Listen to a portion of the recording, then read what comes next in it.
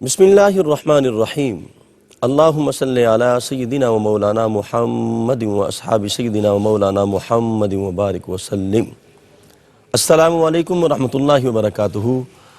ناظرین باتمکین، ARY T V پر حیات صحابہ رضی اللہ تعالیٰ عنہم کے بابرکت پروگرام میں میں ہوں آپ کا میزبان قاری محمد یونس قادری۔ الحمدللہ اس پروگرام میں ہم صحابہ کرام کی سیرت و کردار اور ان کی حیات طیبہ پہ بات کرتے ہیں اور ان کے زہد و تقویٰ سے ہدایت کا نور حاصل کرتے ہیں۔ کریم آقا علیہ السلام کا فرمان علی شان ہے، اصحابک النجوم بأیہم اقتدیتم اہتدیتم، فرمایا میرے صحابہ ستاروں کی مانند ہیں، تم جس کی بھی اقتداء کرو گے ہدایت پا جاؤ گے۔ آج ہم جس عظیم صحابی رسول کا ذکر کرنے لگے ہیں، رب کائنات نے انہیں بے پناہ فضائل و مناقب سے نوازا ہے۔ بڑے جلیل الشان، عظیم الشان اور وجیہ الشان صحابی ہیں۔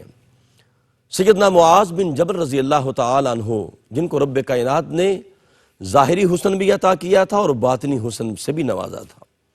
ظاہری حسن ایسا کہ آپ قد و قامت کے حوالے سے آپ اپنی مثال آپ تھے، دراز قد تھے اور سفید رنگ کے مالک، چہرے پہ نور تھا، تبسم آپ کے چہرے پر رہتا اور آپ کے دانتوں کی جو سفیدی تھی وہ آپ کے چہرے کے حسن میں اور اضافہ کر دیتی۔ گنگریالے بال تھے، یہ تو ظاہری آپ کا حسن ہے، اور صحابہ میں آپ کا حسن نمایاں تھا۔ جو بھی آپ کو دیکھتا آپ کا فریفتہ ہو جاتا، آپ پر قربان ہو جاتا۔ اور باطنی حسن کا اندازہ کریں کہ کریم آقا علیہ السلام نے فرمایا کہ میرے صحابہ میں، میری امت میں حلال اور حرام کے سب سے بڑے عالم معاذ بن جبل رضی اللہ تعالی عنہ ہیں۔ پھر کریم آقا نے مزید فرمایا کہ میری امت کے علماء کے سالار جو ہیں وہ معاذ بن جبل رضی اللہ تعالی عنہ ہیں۔ سیدنا عمر فاروق رضی اللہ تعالی عنہ آپ کی بابت فرمایا کرتے تھے، فرماتے تھے اگر معاذ بن جبل نہ ہوتے تو عمر ہلاک ہو جاتا، یعنی ان کے علم سے فیض پوری دنیا نے حاصل کیا۔ پھر آپ جامعین قرآن میں آپ کا نام شمار ہوتا ہے۔ کعب بن احبار فرماتے ہیں کہ کریم آقا علیہ السلام کی حیات طیبہ کے اندر اور پھر سیدنا صدیق اکبر رضی اللہ تعالیٰ عنہ کے دور کے اندر بھی مدینہ پاک میں فتویٰ دینے والے قربان جاؤں معاذ بن جبل رضی اللہ تعالیٰ عنہ ہیں۔ تو آپ کی خوبیوں میں ایک تو علم کی خوبی ہے، پھر آپ مجاہد بھی تھے، آپ شجاع بھی تھے، زہد و تقویٰ بھی آپ کا بہت زیادہ تھا۔ پھر آپ کو کریم آقا علیہ السلام کا جو قرب تھا اور کریم آقا کی بارگاہ میں بار بار سوال کرتے اور امت کے لیے جو جواب ملتا، بہت سی کریم آقا نے آپ کو نصیحتیں فرمائیں۔ یہ ایک الگ بہت بڑا باب ہے، اس پہ ہم بات کریں گے۔ ہماری خوش بختی ہے ہمارے ساتھ جلوہ فرما ہیں انتہائی محترم، جن سے ہم بہت کچھ سیکھتے ہیں، جناب حضرت علامہ مولانا مفتی محمد طاہر تبسم قادری صاحب۔ السلام علیکم ورحمۃ اللہ۔ وعلیکم السلام۔ مفتی صاحب آپ کو خوش آمدید کہتے ہیں۔ بہت شکریہ۔ آج ذکر بھی بڑا پیارا ہے، آپ بھی تبسم ہیں اور جن کا ذکر کرنے لگے ہیں ان کے چہرے پہ بھی تبسم رہتا تھا۔ عظیم صحابی رسول، وجیہ شکل بھی ہیں اور وجیہ شان بھی ہیں، اور رب کائنات نے آپ کو بڑا مقام عطا فرمایا، اور کریم آقا علیہ السلام نے آپ سے بے پناہ محبت فرماتے تھے، سرکار کے محبوب بھی تھے۔ کیا فرمائیں گے آپ کے قبول اسلام اور آپ کے فضائل کے حوالے سے؟ بسم اللہ جی۔ حامدہ و مصلیہ اما بعد فاعوذ باللہ من الشیطان الرجیم، بسم اللہ الرحمن الرحیم۔ بہت شکریہ، آپ نے حضرت سیدنا ابو عبد الرحمن معاذ بن جبل رضی اللہ تعالی عنہ کی حیات پاک کا اجمالی خاکہ بڑی خوبصورتی کے ساتھ پیش کیا ہے۔ حضور صلی اللہ تعالی علیہ وآلہ وسلم کے صحابہ وہ نفوس قدسیہ ہیں جنہیں آقا کریم صلی اللہ علیہ وسلم کی صحبت، مجلس اور معیت کا جو شرف ملا ہے تو یہ اللہ کی مرضی اور منشا سے ملا ہے، اللہ اکبر، یہ اللہ کے حکم سے ملا ہے۔ جی تو بلا شبہ جن کا انتخاب رب العالمین فرمائے، سبحان اللہ، ان سے بڑھ کر حسن صورت اور حسن سیرت کے مالک اور کون لوگ ہو سکتے بے ہیں۔ شک، یہی وجہ ہے حضرت انس بن مالک رضی اللہ تعالیٰ عنہ روایت کرتے ہیں، مسند الفردوس کے اندر حضرت امام دہلمی رحمۃ اللہ علیہ نے یہ روایت نقل کی ہے کہ نبی مکرم صلی اللہ علیہ وسلم نے فرمایا ان اللہ نظر فی قلوب العباد جی فلم یجد قلبا اتقى من قلوب اصحابی ولذلك اختارهم وجعلهم اصحابی فما استحسنوا فهو عند اللہ حسن وما استقبحوا فهو عند اللہ کبیر، او کما قال الرسول صلی اللہ علیہ وسلم۔ رحمت عالم صلی اللہ علیہ وسلم نے فرمایا کہ اللہ تبارک و تعالیٰ نے روئے زمین کے لوگوں کے دل دیکھے، انہیں آزمایا، کھٹکھٹایا، واہ واہ، جانچا اور پرکھا، فلم یجد قلبا اتقا من قلوب اصحابی، اللہ اکبر، فرمایا اللہ نے سبحان اللہ، ان لوگوں میں سے سب سے بڑھ کر جن لوگوں کے دلوں کو تقوی کا حامل اور تقوی کا مرکز پایا ہے وہ میرے صحابہ کی جماعت۔ اللہ اکبر، سبحان اللہ، اس وجہ سے اللہ نے اگلے الفاظ یہاں وَلِذَالِكَ اخْتَارَهُمْ، بے شک، اس وجہ سے ان کی سلیکشن کی، ان کا انتخاب کیا، ان کو چنا، جی، وَجَعَلَهُمْ أَصْحَابِي، اور انہیں میرا صحابی بنا دیا۔ سبحان اللہ، تو یہ حضور صلی اللہ علیہ وسلم کے جتنے صحابہ ہیں یہ اللہ کے انتخاب سے، اللہ کے حکم سے حضور کی مجلس اور معیت میں آئے۔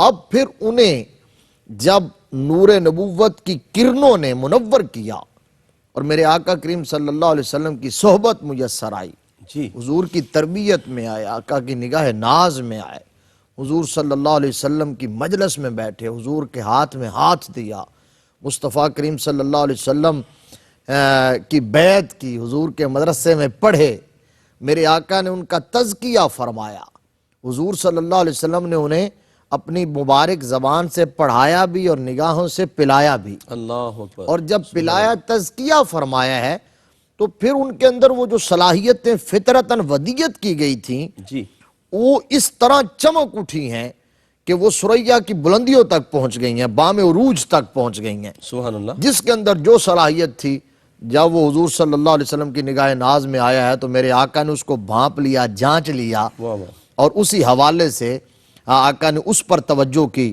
اور اس فیلڈ کا اور اس لائن کا اسے اسپیشلسٹ بنا دیا ہے، اللہ اکبر، ماہر بنا دیا ہے۔ حضرت معاذ بن جبل رضی اللہ تعالیٰ عنہ کے اندر اشتیاق بہت تھا، جی، جستجو بہت تھی، طلب بہت تھی، تڑپ بہت تھی۔ سبحان اللہ، آقا کریم صلی اللہ علیہ وسلم کی مجلس میں جب بیٹھتے تھے تو بہت انہماک سے حضور کی باتیں سنتے تھے، بہت توجہ سے سنتے تھے، سبحان اللہ، اور پھر جب حضور صلی اللہ علیہ وسلم سے کوئی بات پوچھتے، ریئیکٹ کرتے کسی بات پر، کوئی سوال کرتے، تو جب گفتگو کرتے تو جس طرح آپ نے کہا کہ آپ کے در دندان سے نور کی شعائیں پھوٹتی، اللہ اکبر، سبحان اللہ، یعنی یہ نبی مکرم صلی اللہ علیہ وسلم کے حسن کا ایک پرتو تھا، عکس تھا، سبحان اللہ، میرے آقا کے حسن کی خیرات تھی، شہکار رسالت، شاہکار حسن رسالت واہ آپ واہ کہہ واہ، سکتے ہیں۔ سبحان تو اللہ، اب اسی طرح حضور کی مجلس میں بیٹھے تھے، حضور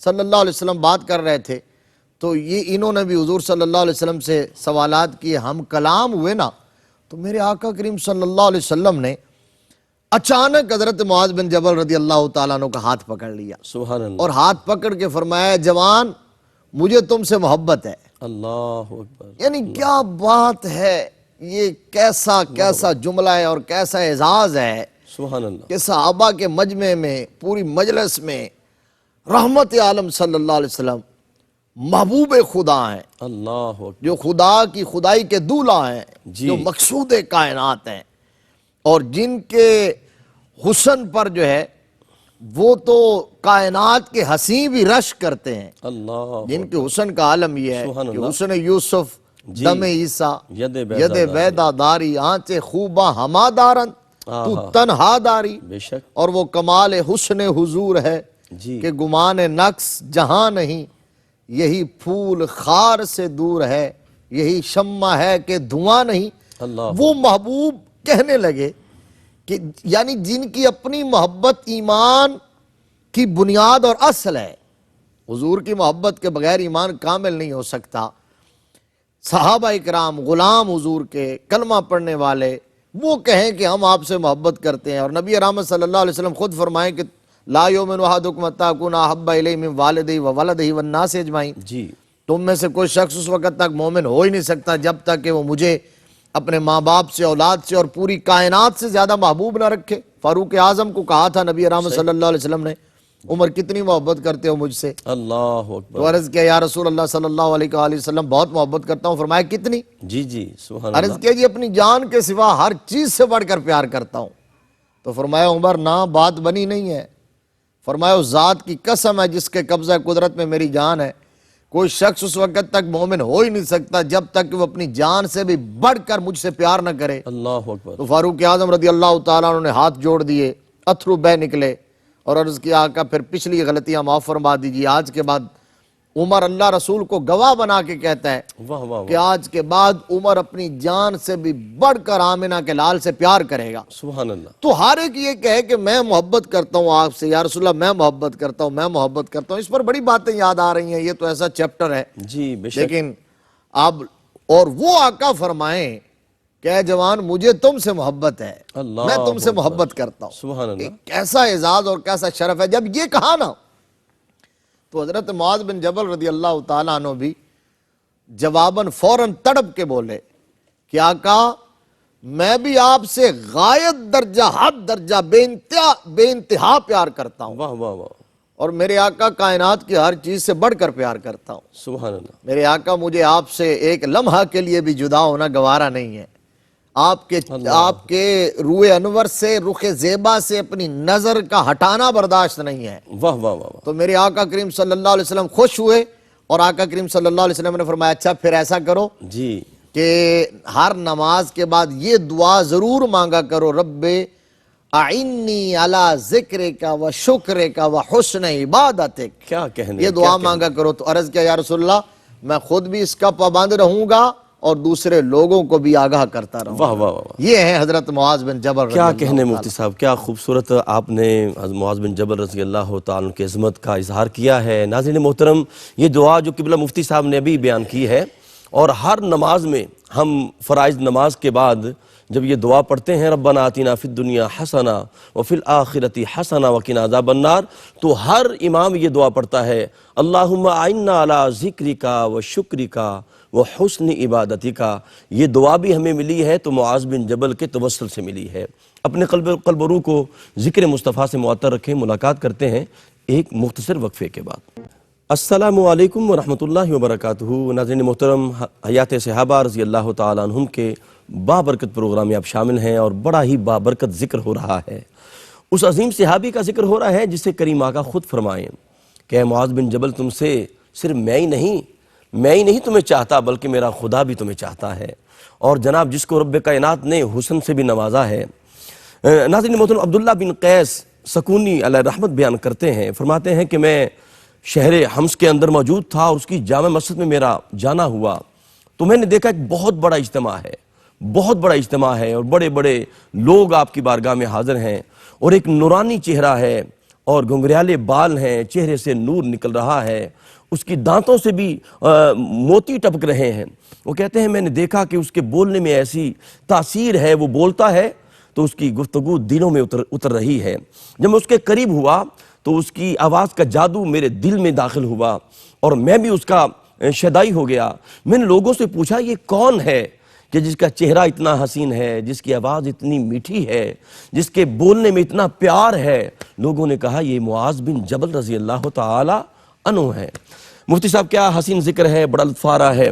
میں چاہوں گا کہ آپ کے خاندان کا پس منظر بھی اور آپ کا قبول اسلام اس کے حوالے سے کچھ موتی عطا فرمائیں۔ آپ کا تعلق جو دو مشہور قبائل تھے انصار کے، مدینہ کے، اوس اور خزرج، جی خزرج سے آپ کا تعلق تھا اور خزرج کی شاخ ادئی بن سعد کے آپ چشم و چراغ تھے۔ اچھا، جب آپ بچپن کی عمر سے آگے نکلتے ہیں اور آدھے شباب میں داخل ہوتے ہیں، عنفوان شباب کا جب دور ہے اور شباب اپنے عروج پر ہوتا ہے، تو اس دور میں مدینہ منورہ میں آپ تھے یثرب کے اندر، تو رحمت عالم صلی اللہ علیہ وآلہ وسلم کے متعلق وہاں باتیں گھر گھر میں ہونا شروع ہو گئی تھی۔ سبحان اللہ۔ حضور صلی اللہ علیہ وسلم کا تذکرہ چھڑتا تھا اور لوگ بتاتے تھے کہ کوئی ایسا ہادی اور ایسا جو ہے وہ رہنما تشریف لایا ہے مکہ کے اندر جو تمام معبودان باطلہ سے بیزاری اور برات کا اظہار کرتے ہوئے خدائے وحدہ لا شریک کی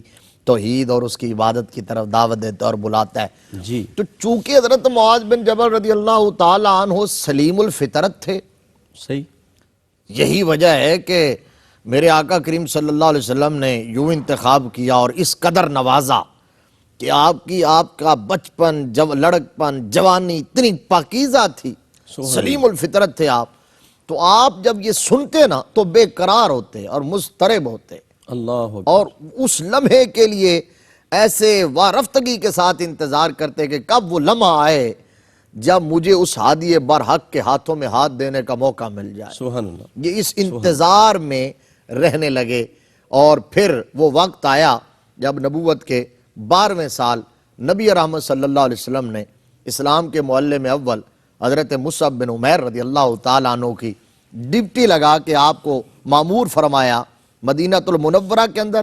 وہ اسلام کا پیغام پہنچانے لگے، اسلام کی دعوت دینے لگے، توحید کے نور کو عام کرنے لگے۔ تو انہوں نے آ کے ڈپٹی شروع ہی کی ہے، تو جو لوگ بالکل ایک لمحے کی تاخیر کے بغیر اللہ اکبر، دوڑتے ہوئے ان کے پاس آئے اور انہوں نے دعوت حق کو قبول کر لیا ہے، ان کے اندر ایک حضرت معاذ بن جبل رضی اللہ تعالیٰ عنہ اللہ اکبر، فوراً قبول کیا۔ اب پھر اس سے اگلے سال 13 نبوی کے اندر مدینہ المنورہ سے قافلہ حج کے لیے گیا، جی، تو اس کے اندر 75 وہ نفوس قدسیہ تھے جو نبی رحمت صلی اللہ علیہ وسلم پر ایمان لا چکے تھے، خبر کم لوگوں کو تھی، وہ اس قافلے کے اندر شامل ہیں، پتہ ہی نہ تھا۔ جی، 75 وہ لوگ تھے، اور وہ وہاں پہنچے تو موقع پا کے وہ ایک گھاٹی کے اندر گئے، اور وہاں نبی رحمت صلی اللہ علیہ وآلہ وسلم کی زیارت کی، ملاقات کی۔ اسلام تو وہاں قبول کر چکے تھے، اللہ اکبر، اب یہاں نبی رحمت صلی اللہ علیہ وسلم کی بالمشافہ براہ راست زیارت کا شرف پا رہے تھے۔ حضرت معاذ بن جبل رضی اللہ تعالیٰ عنہ کی جب پہلی نظر اس محبوب کائنات صلی اللہ علیہ وسلم کے نورانی مکھڑے پر پڑی ہے، تو یہ تو کوئی معاذ بن جبل سے پوچھے ہاں ہاں ہاں، کہ وہ کیسے اپنے آپ پر کنٹرول رکھ پائے ہوں گے، کیسے انہوں نے اپنے آپ کو سنبھالا ہوگا۔ واہ واہ، جس طرح وہ سیدی اعلیٰ حضرت کہتے ہیں نا کہ پیش نظر وہ نو بہار، ہاں، سجدے کو دل ہے بے قرار، روکیے، روکیے سر کو روکیے، ہاں یہی تو امتحان ہے۔ اللہ تو حضرت معاذ بن جبل رضی اللہ تعالیٰ عنہ نے حضور صلی اللہ علیہ وسلم کی زیارت کی، بیعت کی، اس کو بیعت عقبہ کبریٰ یا بیعت عقبہ کبیرہ کہا جاتا ہے۔ وہ 75 نفوس قدسیہ نے بیعت کی، اور اس وقت انہوں نے کیا کہا تھا؟ حضرت معاذ بن جبل رضی اللہ تعالیٰ عنہ عین شباب میں تھے، عین جوانی میں تھے، 17 یا 18 برس آپ کی عمر تھی۔ یہ کیسی عمر ہے؟ تو کیا کہا؟ یا رسول اللہ صلی اللہ علیہ وآلہ وسلم، ہم ایک تمنا دل میں لے کے آئے ہیں، ایک آرزو لے کے آئے ہیں، ایک درخواست لے کے آئے ہیں کہ یہاں کے لوگوں نے آپ کی قدر نہیں کی، انہوں نے آپ کو بہت ستایا ہے، بہت اذیتیں دی ہیں، جی، انہوں نے حق کے پیغام کو قبول کرنے میں اس قدر جو ہے وہ سستی کا مظاہرہ کیا ہے، تو آپ کرم فرمائیں، آپ یثرب میں قدم رنجہ فرمائیں، ہمیں اپنی میزبانی کا شرف عطا فرمائیں، انشاءاللہ العزیز ہم اپنی جان، مال اور اولاد کی قربانی دے کر آپ کی حفاظت کریں گے۔ اللہ اکبر، حضرت معاذ بن جبل رضی اللہ تعالیٰ عنہ سر فہرست تھے جی، آقا کریم صلی اللہ علیہ وسلم کو یہ دعوت دینے میں۔ میرے مصطفیٰ کریم صلی اللہ علیہ وسلم نے ایک نظر جب ان کے چہروں کو دیکھا اور ایک نظر ان کے دلوں پر ڈالی، تو دیکھا کہ ان کے اخلاص کا سمندر وہ بحر بے کراں کی طرح تلاطم خیز ہے۔ اللہ اکبر، تو آقا کریم صلی اللہ علیہ وسلم نے وعدہ کر لیا، اور پھر وہ وقت آن پہنچا سبحان اللہ، جب میرے مصطفیٰ کریم صلی اللہ علیہ وسلم نے مکہ کو چھوڑنے اور یثرب کو مدینہ اور طیبہ بنانے کا ارادہ فرمایا۔ تو آقا کریم صلی اللہ علیہ وسلم جب تشریف لائے نا ہجرت کر کے مدینہ المنورہ کے اندر، تو بہت سارے ایسے لوگ تھے جن کی خوشی کا کوئی ٹھکانہ نہ تھا، جو آج ایسے چہک رہے تھے، ایسے لہک رہے تھے، اور پورا مدینہ جو ہے وہ یوں دلہن کی طرح سجا ہوا تھا، اور ہر طرف ترانے تھے اور خوشی کے سماع تھے۔ لیکن حضرت معاذ بن جبل رضی اللہ تعالیٰ عنہ سے بڑھ کر شاید ہی کسی کو خوشی ہو۔ اللہ اکبر، ان کی تو خوشی کا کوئی اندازہ کر ہی نہیں سکتا، ان کے پاؤں زمین پر نہیں لگتے تھے۔ جی، تو وہ حضور صلی اللہ تعالیٰ علیہ وآلہ وسلم تشریف لائے، انہوں نے ویلکم کیا، اہلاً و سہلاً مرحبا کہا۔ پھر اس کے بعد حضرت معاذ بن جبل رضی اللہ تعالیٰ عنہ دامن مصطفیٰ سے یوں وابستہ ہوئے ہاں ہاں، اور حضور کی مجلس میں یوں بیٹھے ہیں، اور میرے آقا کریم صلی اللہ علیہ وسلم کے ساتھ یوں اٹیچ ہوئے ہیں کہ ایک ایک لمحہ ان کا دربار رسالت میں گزرتا، کیا کہنے، حضور کی نگاہ ناز میں گزرتا، حضور صلی اللہ علیہ وسلم سے سیکھتے ہوئے، علم حاصل کرتے ہوئے، قرآن کا علم، سنہ کا علم، فقہ کا علم۔ میرے آقا کریم صلی اللہ علیہ وسلم سے حضرت معاذ بن جبل رضی اللہ تعالیٰ عنہ کو یہ علم ملا اتنا واہ واہ، کہ پھر کنز العلماء کا لقب ملا، اللہ اکبر، امام الفقہاء کا لقب ملا، امام العلماء کا لقب ملا۔ کیا کہنے، حضرت معاذ بن جبل رضی اللہ تعالیٰ عنہ کو رحمت عالم صلی اللہ علیہ وسلم کے دور کے اندر، حیات طیبہ کے اندر ہی آپ نے قرآن پاک حفظ کر لیا تھا، حافظ قرآن بن گئے۔ اور میرے مصطفیٰ کریم صلی اللہ علیہ وسلم نے حضرت معاذ بن جبل رضی اللہ تعالیٰ عنہ، اچھا اس سے پہلے ایک بات، بڑی اہم بات ہے، بسم اللہ، وہ یوں کہ اس کا تذکرہ نہ کریں تو آپ کی حیات کا جو ہے وہ کتاب کبھی بھی کمپلیٹ نہیں ہو سکتی، اور وہ بات بڑی ایمان افروز ہے۔ بسم اللہ تو جی، یہ ہے کہ جب وہاں سے لوٹے تھے نا حضور صلی اللہ علیہ وسلم کی زیارت کر کے اور بیعت کر کے، تو اس کے بعد جب واپس آئے تو پھر زندگی کا مشن ایک ہی تھا، ان کے صبح و شام اور دن رات صرف ایک ہی فکر میں گزرتے، اللہ اکبر، یعنی ایسی جوانی ہو تو خیال کیا ہو کہ کسے طور پر یہ قوم بت پرستی سے، شرک سے باز آ جائے اور توحید کے پجاری بن جائیں اور نبی رحمت صلی اللہ علیہ وسلم کے دامن سے وابستہ ہو جائیں۔ اللہ اکبر، ایک ہی مشن تھا، ہر وقت اسی کے اندر آپ لگے رہتے۔ اور آپ کا جو قبیلہ تھا اس کے کچھ نوجوان، آپ کا پڑوسی اور جدی قبیلہ ایک تھا عامر بن سلمہ، تو اس کے نوجوان بت شکنی کے لیے نکلتے تھے، صحیح، بت پاشی کے لیے نکلتے تھے، جی، تو آپ بھی ان کے ساتھ نکلتے۔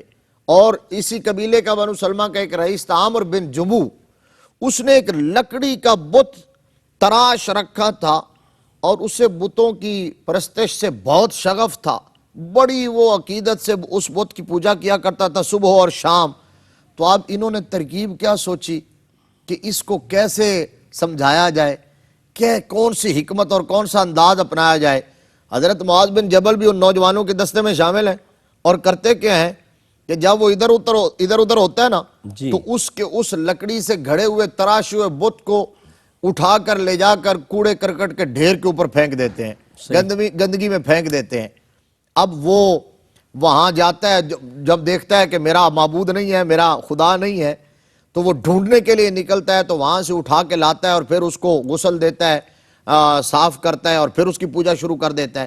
آئے روز کا یہ قصہ تھا۔ تو تنگ آ کے عمر بن جمو نے کیا کیا کہ ایک دن اس کے گلے میں تلوار لٹکا دی اور کہا اب تو جان اور تیرے دشمن جانے۔ صحیح، یعنی یہ وہ منظر ہے، میں نے اس لیے کہا تھا کہ یہ کیسی بات ہے، واہ واہ، جی یہ وہ ماحول ہے اور یہ وہ حکمت ہے، یہ وہ انداز ہے جو جد الانبیاء حضرت سیدنا ابراہیم خلیل اللہ علیہ السلام نے اپنی قوم کو سمجھانے کے لیے کیا تھا۔ جی، آپ کا انداز یہی تھا، وتیرہ یہی تھا کہ آپ نے بتوں کو پاش کیا اور پھر کلہاڑا جو ایک بڑے بت کے گردن میں لٹکا دیا ایسی، اور کہا کہ اس سے پوچھ لو۔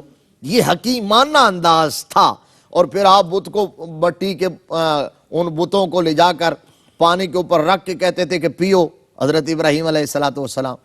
تو وہ جب لوگ کہتے تھے کہ یہ تو نہیں پی سکتے، تو آپ نے فرمایا پھر تم ان کو معبود مانتے ہو، ان کی عبادت کرتے ہو۔ اللہ اور اکبر، قرآن پاک کے 7ویں پارے میں سورہ انعام کے اندر موجود ہے کہ آپ نے اپنے جو ہے گھر والے جو تھے انہیں کس حکیمانہ انداز میں تبلیغ یوں کی کہ جو چاند، سورج اور ستاروں کی پوجا کرتے تھے۔ بے شک، تو وہاں قرآن پاک میں فلما جن علیہ اللیل رآ کوكبا قال هذا ربی فلما افل قال لا احب العافلین اللہ اکبر، فلما رأى القمر بازغا قال هذا ربی فلما افل قال لئن لم يهدني ربی لاكونن من القوم الضالین بے شک، فلما رأى الشمس بازغة قال هذا ربی هذا اکبر فلما افلت قال یا قوم انی بریء مما تشرکون۔ اللہ اکبر، کیا حکیمانہ انداز تھا کیا کہ آپ کہنے، نے جب ستارہ طلوع ہوا تو فرمایا اس کی عبادت کرتے ہو، وہ غروب ہو گیا تو فرمایا میں غروب ہونے والوں کو اپنا معبود نہیں مان سکتا۔ اللہ اکبر، چاند طلوع ہوا،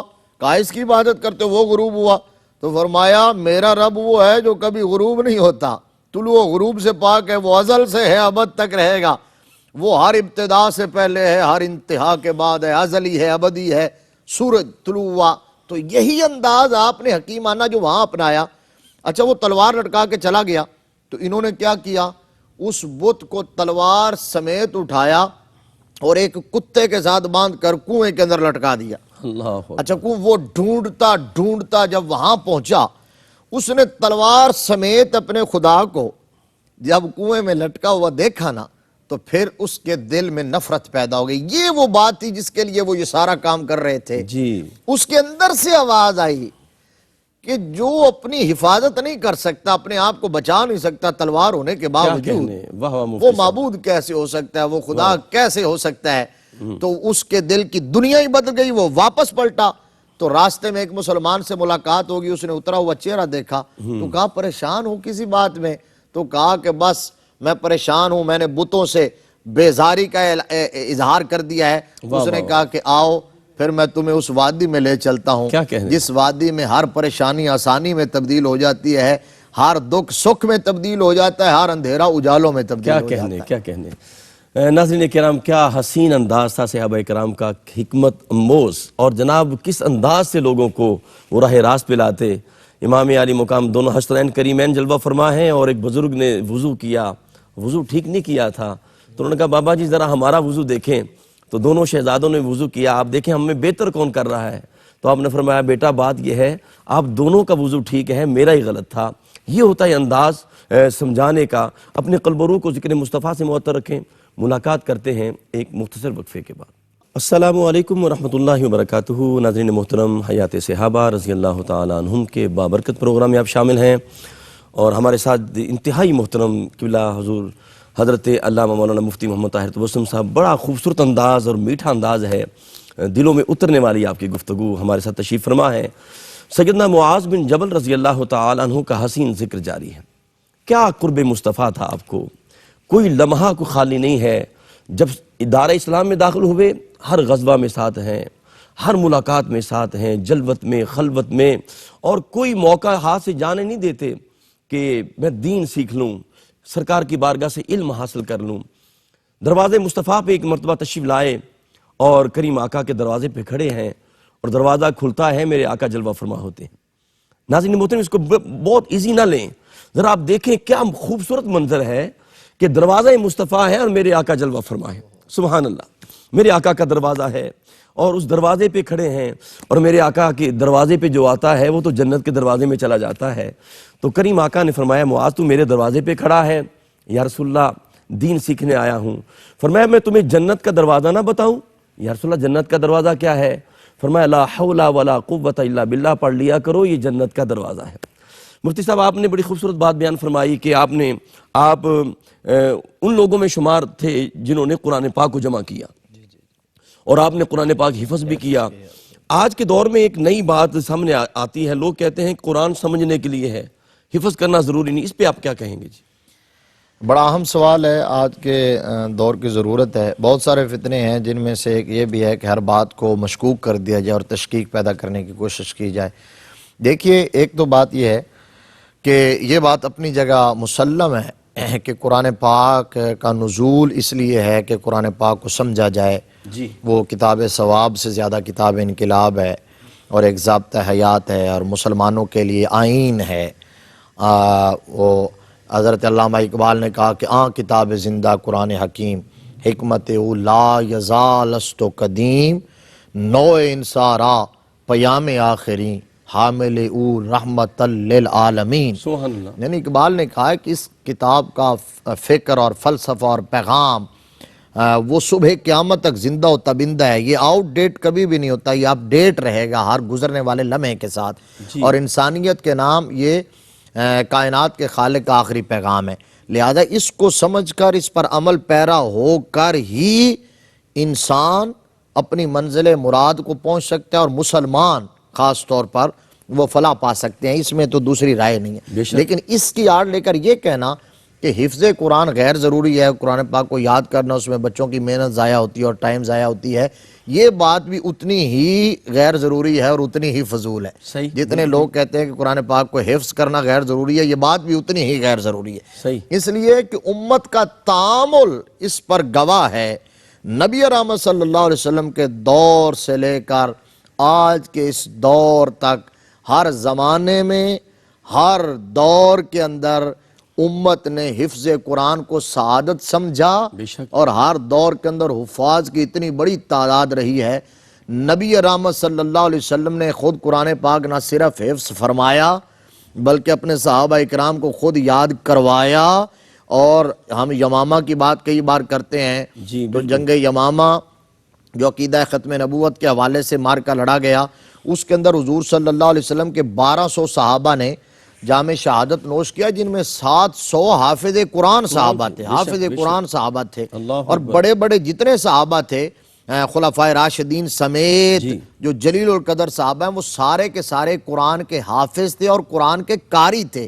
حضرت ابی بن کعب رضی اللہ تعالیٰ عنہ، حضرت ابو موسیٰ اشعری رضی اللہ تعالیٰ عنہ، حضرت عبداللہ بن مسعود رضی اللہ تعالیٰ عنہ، حضرت عبداللہ بن عباس رضی اللہ تعالیٰ عنہ، حضرت معاذ بن جبل رضی اللہ تعالیٰ عنہ، یہ وہ حفاظ اور قرات تھے جن کا قرآن میرے نبی رحمت صلی اللہ علیہ وسلم خود بڑی رحمت، شفقت اور محبت سے سنا کرتے تھے۔ من قرأ القرآن وتعلمہ وعمل بہ البس تاجا من نور ضوءہ احسن من ضوء الشمس ویکسیٰ والدیہ حلتان لا یقوم بہما الدنیا وہما یقولان بما کسین ھذا فیقال باخذ ولدکم القرآن۔ سبحان اللہ۔ یہ بھی تمام جمہور امت کا اس بات پر اجماع اتفاق ہے کہ یہ حافظ قرآن کے بارے میں، اللہ یہ حافظ قرآن کے بارے میں، من قرأ القرآن، جس نے قرآن پڑھا، وتعلمہ، اور پھر اس کو مکمل طور پر یاد کیا۔ خیرکم من تعلم القرآن وعلمہ، تعلیم اور تفہیم وہ ہے جو قرآن سمجھنا ہے، یہ تعلم کا معنی قرآن کا علم، اس کو بطور حفظ یاد کر لینا۔ تو اب فرمایا کہ اس کو اللہ اعزاز کیا دے گا، البس تاجا من نور۔ اللہ اکبر، کیا کہنے مفتی صاحب۔ البست حافظ قرآن کے، وہ دوسری روایت تو یہ نا البس والداہ تاجا من نور، ان کے بارے میں بھی آتا ہاں ہے۔ اس میں ہے کہ البس تاجا من نور، حافظ قرآن کے سر پر نورانی تاج، اور اس روایت میں والدین کو کیا اعزاز ملے گا، ویکسیٰ والدیہ حلتان، اللہ حافظ قرآن کے والدین کو دو ایسے چوغے، دو ایسے حلے، دو ایسے جبے سبحان اللہ پہنائے گا روز محشر، لا یقوم بہما الدنیا، کہ یہ پوری دنیا بھی مل کر اس کی قیمت کے برابر نہیں ہو سکتی۔ اور وہ حافظ قرآن کے والدین کہیں گے کہ یا اللہ یہ ہمیں اتنا اعزاز شرف کیوں مل رہا ہے؟ اللہ اکبر۔ تو کہا جائے گا بِأَخْذِ وَلَدِكُمْ القرآن، تم وہ خوش نصیب ماں باپ ہو جنہوں نے اپنے بچے کے لیے اس راہ کا انتخاب کیا تھا، اس نے اپنے سینے کو قرآن کے نور سے منور کیا ہے۔ کیا کہنے مفتی صاحب۔ اب آ جائیے اس بات کی طرف کہ حضرت معاذ بن جبل رضی اللہ تعالیٰ عنہ نے نبی رحمت صلی اللہ علیہ وسلم سے آپ کے حیات طیبہ میں، حیات ظاہری کے اندر قرآن پاک حفظ کر لیا، اللہ اور حافظ قرآن بھی ٹھہرے۔ اور نبی رحمت صلی اللہ علیہ وسلم فرمایا کرتے تھے جس نے قرآن پڑھنا ہو، قرآن سیکھنا ہو تو وہ میرے ان غلاموں سے سیکھے، جن کے اندر حضرت ابی بن کعب بھی ہیں، حضرت معاذ بن جبل رضی اللہ تعالیٰ عنہ بھی ہیں، حضرت عبداللہ بن مسعود ہیں، اور حضرت سالم مولا ابی حذیفہ ہیں۔ یہ چار صحابہ کا نام لے کر میرے مصطفیٰ نے فرمایا قرآن سیکھنا ہو تو ان سے سیکھو۔ اچھا مفتی صاحب، آپ نے نام لیا نا عبداللہ بن مسعود رضی اللہ تعالیٰ عنہ کا، حبر الامہ ہے، تو وہ بھی علم کے حوالے سے مشہور ہیں، ان پہ ہم نے بہت پروگرام کیے۔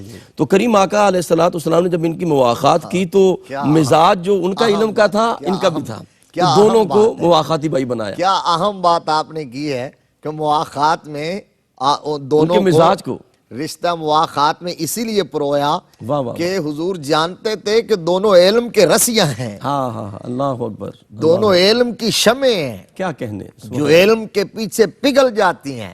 اور پھر یہی وجہ ہے کہ ان کے مزاج یوں ملے کہ ان میں سے ایک فقیہ الامہ اور دوسرا امام الفقہاء۔ صحیح، یہ صحابہ میں حضرت عبداللہ بن مسعود کا لقب فقیہ الامہ، فقیہ الامہ، اللہ حبر الامہ اور فقیہ الامہ، کیا کہنا، اور حضرت معاذ بن جبل رضی اللہ تعالیٰ عنہ امام الفقہاء۔ واہ واہ واہ۔